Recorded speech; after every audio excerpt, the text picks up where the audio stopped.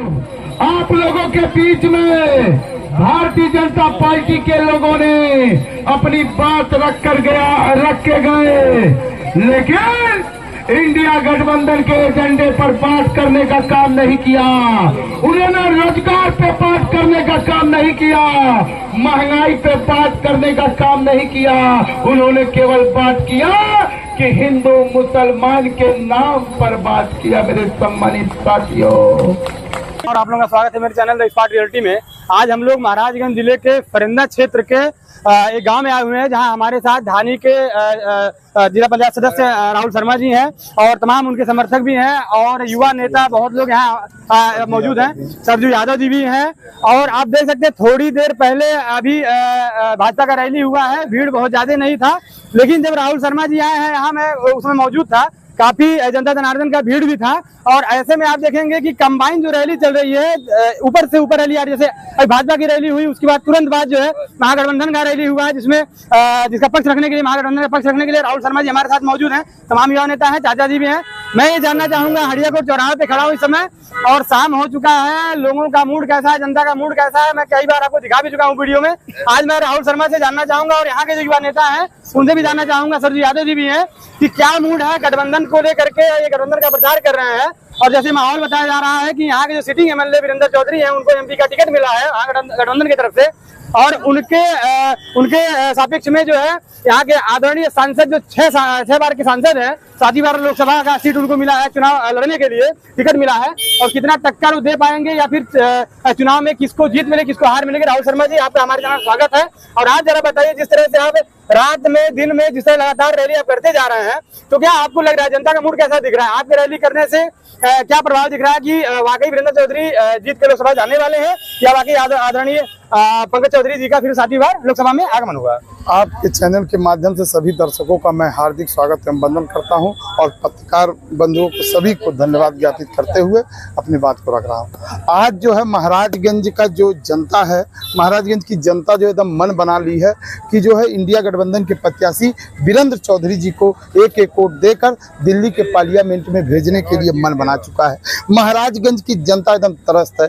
किसान तो इतना त्रस्त है कि उनका जो है जो यूरिया डाई मिलता था, जो 50 किलो आता था, 60 किलो आता था, वो जो है उसमें भी कम कर दिया, 40 किलो कर दिया गया है। ये भारतीय जनता पार्टी के लोग एकदम खत्म हो गए हैं। भारतीय जनता पार्टी को आप लोग देखते होंगे, जनता के बीच में जा रहे हैं, जनता उनको नकार देने का काम कर रही है, घर से बाहर करने का काम कर रही है। और भारतीय जनता पार्टी इंडिया गठबंधन के मैनिफेस्टो को बताने का काम नहीं कर रही है। भारतीय जनता पार्टी के लोग केवल हिंदू मुसलमान की बात कर रहे हैं और आरक्षण की बात नहीं कर रहे हैं, धर्म की बात कर रहे हैं, रोजगार की बात नहीं कर रहे हैं, केवल धर्म की बात कर रहे हैं। ये भारतीय जनता पार्टी को जनता एकदम नकार दे रही है और इंडिया गठबंधन के प्रत्याशी वीरेंद्र चौधरी जी को भारी मतों से विजयी बनाकर दिल्ली के पार्लियामेंट में भेजने जा रही है। एक प्रश्न है आपसे कि ये जो चुनाव का परिणाम जब आएगा 4 तारीख के बाद, तो जैसे कहा जा रहा है खटाखट 8,500 रुपए आएगा, तो ये क्या वाकई ये जमीन पे दिखेगा या केवल चुनावी ये बस भाषण है और इसका जुमला है, ये खत्म हो जाएगा जैसे चुनाव का परिणाम आएगा, फिर सारी चीजें पहले जैसी हो जाएंगी? ये जुमला नहीं है।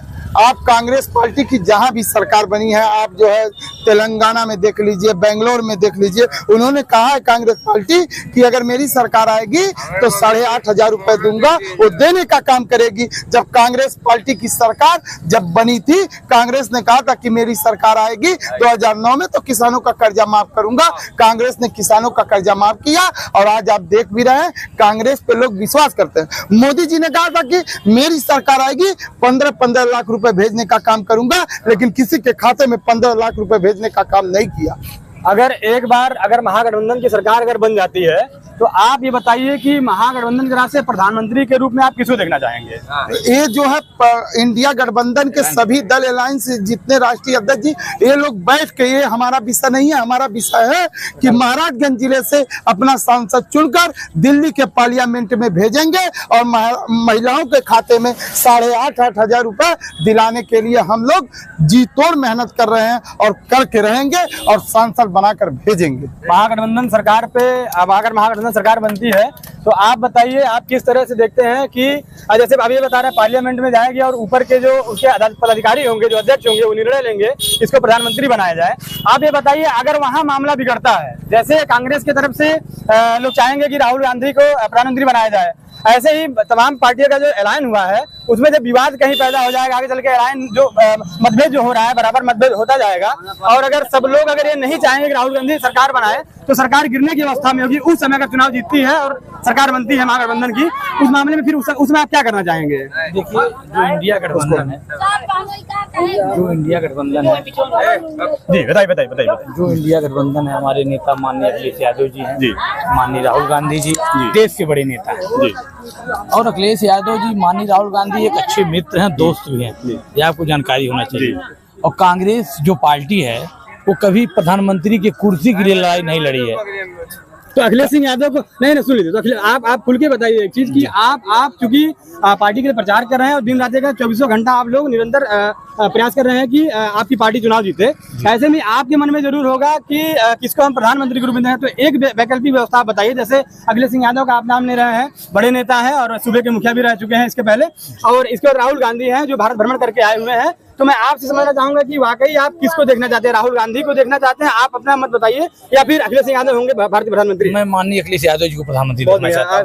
शर्मा जी मैं आपसे, चूंकि आप जो है जनप्रतिनिधि हैं, आप जनता के बीच में रहते हैं और उत्तर प्रदेश जैसे सूबे में आप दूसरे नंबर के जिला पंचायत सदस्य रह चुके हैं और इसमें वर्तमान में है भी, और आप ये बताइए जरा कि अगर आपकी सरकार बनती है तो आप अखिलेश सिंह यादव को लेकर के जाना चाहेंगे भारतीय प्रधानमंत्री के रूप में, या फिर राहुल गांधी के बारे में सोचेंगे? मैं तो समाजवादी पार्टी का प्रदेश सचिव हूँ, मुलायम सिंह ईटवीगढ़ का।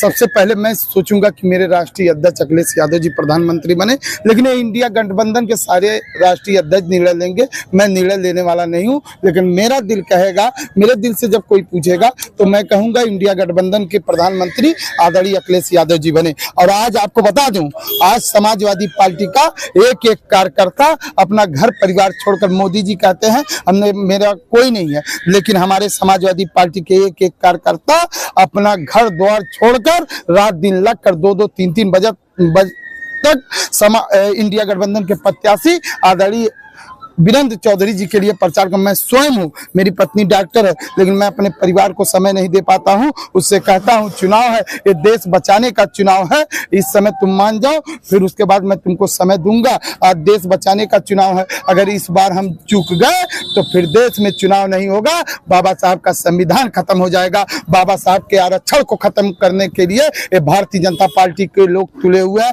आप लोगों ने देखा है, अभी सारी नौकरियों में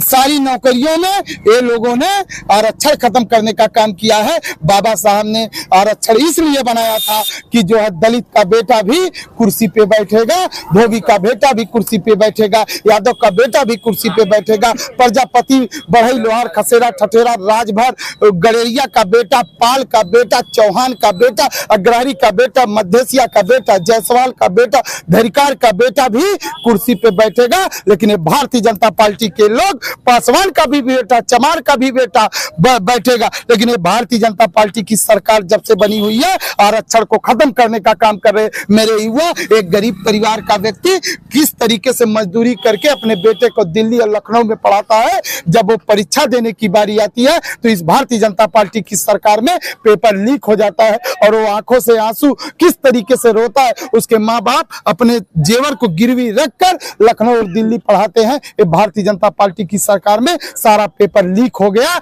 और ये लोग कहते हैं तुम्हारी सरकार में पेपर लीक होता है, तुम जवाबदेही हो। तुम कहते हो विपक्ष के लोग जवाबदेही हैं, लेकिन अगर सरकार तुम्हारी है क्यों पेपर लीक हो रहा है? लीक करने वालों को जो है सलाखों के पीछे पहुंचाओ, लेकिन लीक करने वाला भारतीय जनता पार्टी का कार्यकर्ता निकलता है। आज आपने अभी आप बहुत दावा कर रहे हैं कि इस सरकार में पेपर लीक हो रहा है, पेपर के सारे लोगों को रोजगार नहीं मिल पा रहा है, महंगाई चरम सीमा पे है। मैं जानना चाहूंगा कि अभी जैसे आपको पता है कि कुछ दिन पहले माननीय योगी आदित्यनाथ जी आए थे जबरी इंटर कॉलेज फरिंदा में, तो उनके आने के पहले जो माहौल था एक तरफा जा रहा था कि वीरेंद्र चौधरी चुनाव जीत रहे हैं यहाँ से, ठीक है। अब इसके बाद जैसे ही योगी जी का आगमन हुआ है फरिंदा में, अब जनता के बीच में आप भी जा रहे हैं, सब लोग जा रहे हैं, ऐसा माना जा रहा है कि योगी जी के आने से माहौल बदला हुआ है, पंकज चौधरी 7वीं बार लोकसभा का सीट जीतने जा रहे हैं। कोई माहौल नहीं बदला है, कोई माहौल नहीं बदला है, कोई माहौल नहीं बदला। अच्छा, दूसरा प्रश्न ये है कि क्या आप राहुल गांधी को प्रधानमंत्री देखना चाहेंगे या अखिलेश सिंह यादव को प्रधानमंत्री देखना चाहेंगे? उसका कारण बताएंगे आप? हम अखिलेश सिंह यादव। अखिलेश यादव जी को। तो अखिलेश सिंह यादव इसके पहले जब मुख्यमंत्री थे तो उन्होंने ऐसा क्या व्यवस्था दिया जिसकी वजह से लोग जो है तमाम चीजों को लेकर के दुखी थे। जैसे आज दावा किया जा रहा है कि अखिलेश सिंह यादव फिर से सरकार बना लेंगे उत्तर प्रदेश का, तो हम तमाम काम कर देंगे, ठीक है। लेकिन वो चीजें जब सरकार बन जाती है तो उनके भी शासनकाल में पेपर लीक होता है, नौकरियां नहीं मिलती है, महंगाई चरम सीमा पे होता है। तो आपको क्या विश्वास ये है कि इस बार अगर सरकार महागठबंधन की बनती है तो ये सारी चीजें खत्म होंगी और माहौल एकदम आप पे अनुकूल होगा?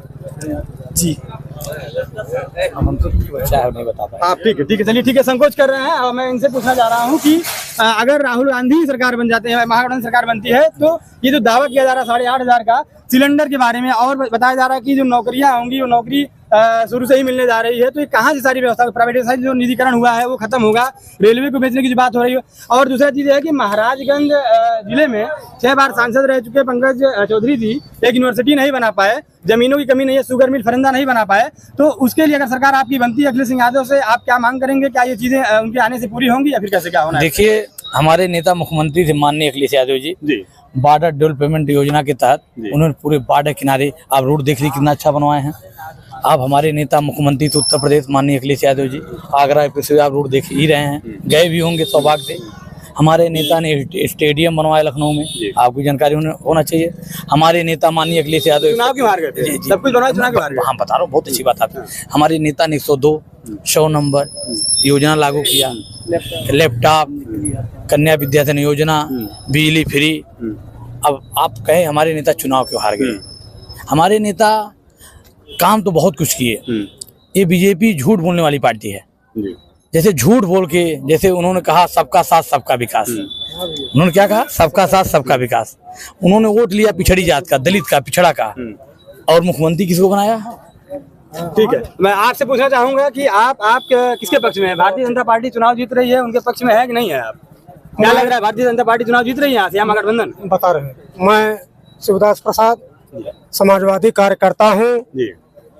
इंडिया अलायंस गठबंधन जो बना है, सभी जो निर्वाचित होकर जाएंगे वो बैठक करेंगे और वे लोग अपना अपना राय वहाँ रखेंगे। सर्वसम्मत से जिनको प्रधानमंत्री का मतलब उम्मीदवार बनाएंगे वे बनेंगे, हम लोगों के कहने से नहीं बनेंगे। चलिए ठीक है, तो मैं कंक्लूजन की तरफ बढ़ूंगा। तमाम जवाब आपने सुना। राहुल शर्मा जी, ज्यादा कुछ बोलना चाहते हैं आप? बोलिए।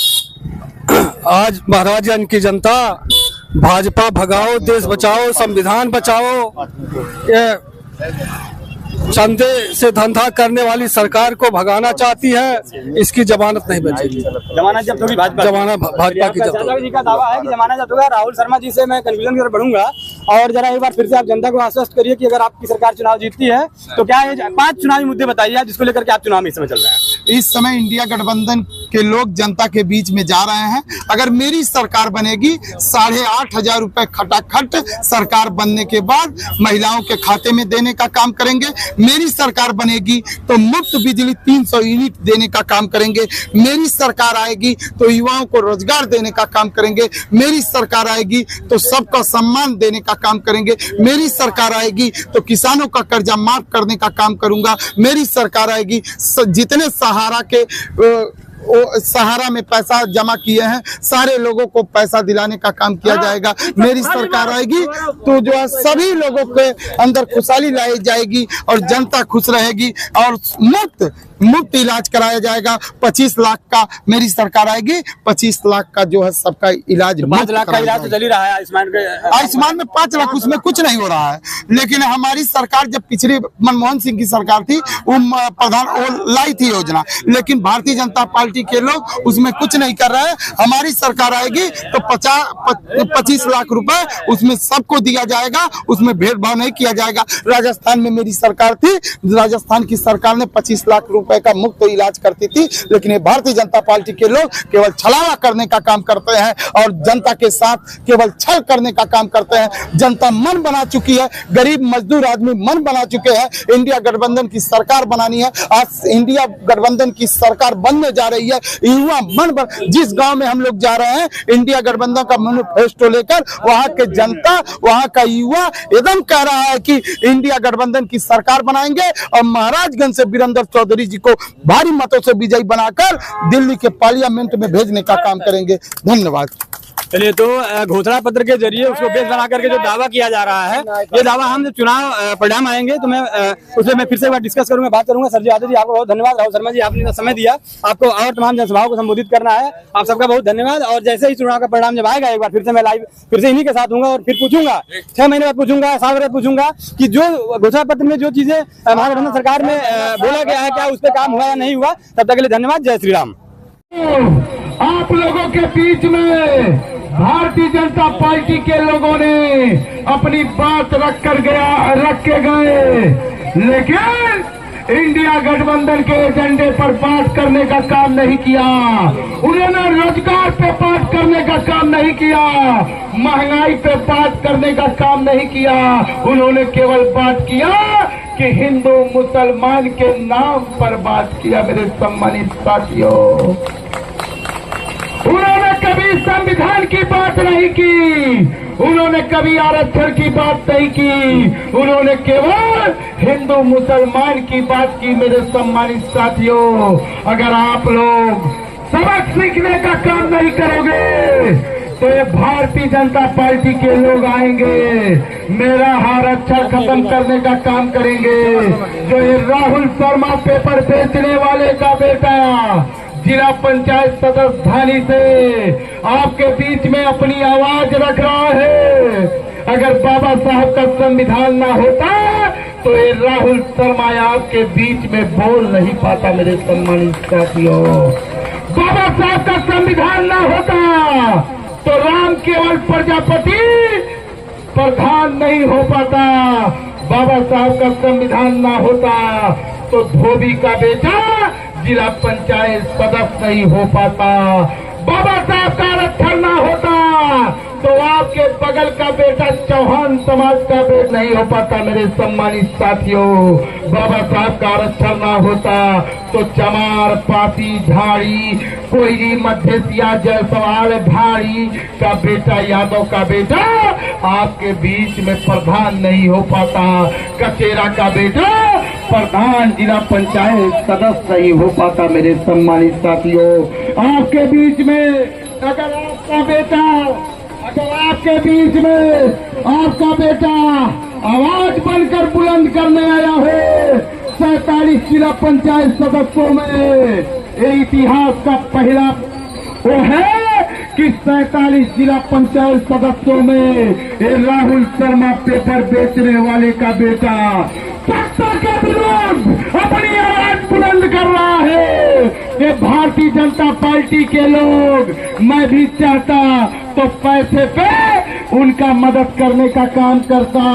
आज भारतीय जनता पार्टी के लोग उनके साथ जो प्रचार करने जाता है, लोग कहते हैं 500 रुपया पे प्रचार करता टैन, और जो इंडिया गठबंधन के साथ प्रचार करेला से के कहेला आपन खालन और इंडिया गठबंधन के वीरेंद्र चौधरी के प्रचार करेला। ये हमारे सम्मानित साथी, अगर आप लोग आने वाले 1 तारीख के पंजे वाले पे बटन नहीं दबेगा तो किसान के आत्मा, किसान के सम्मान ना बची।